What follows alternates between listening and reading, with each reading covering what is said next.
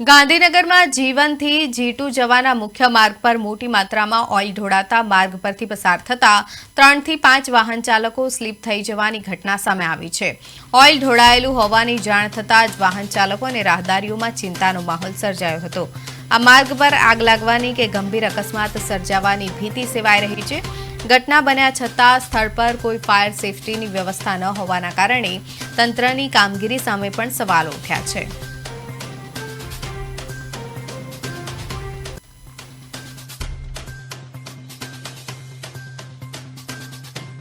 પાટનગર ગાંધીનગરનો જે નાનો ઘર રોડ છે ત્યાં અમારી જોડે એક સમાચાર આવ્યા હતા કે ઓઇલ ઢોળાયું છે, તો અમે તે કવર કરવા ગયા હતા। તેની બાદ જે અમે એની પુષ્ટિ કરવા માટે કે ક્યાં સુધી ઓઇલ ઢોળાયું છે, ત્યારે પાટનગર નેટવર્ક ન્યૂઝની ટીમે જે પુષ્ટિ કરી છે તેમાં ચોંકાવનારા જે વિડીયો છે તે આવ્યું છે।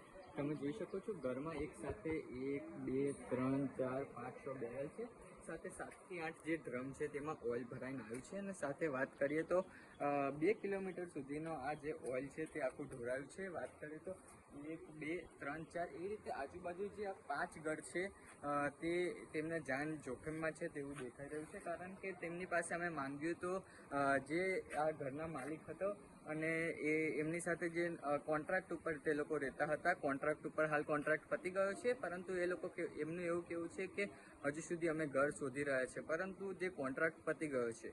ફાયરની વાત કરી તો તે લોકોએ અમને કીધું કે અહીંયા અમે રાખતા છીએ નહીં, પર અમે સાઇટ ઉપર રાખીએ છીએ, પરંતુ એમની સાથે ફાયરની એનઓસી કે ફાયર સેફટી માટે કંઈ સાધન છે જ નહીં।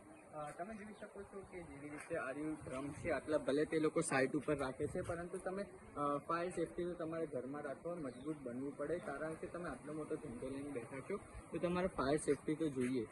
સાથે જે એનઓસીની વાત કરીએ તો તેમની પાસે આ કામ કરવાનો પરમિશન છે, અમે નોટિસ જોયું તો પરમિશન છે, પરંતુ સાઇટ ઉપર આ ઓઇલ રાખવાની પરમિશન છે, આવી રીતે ઘરની બાજુમાં રાખવાની એમની પાસે કોઈ પરમિશન છે નહીં।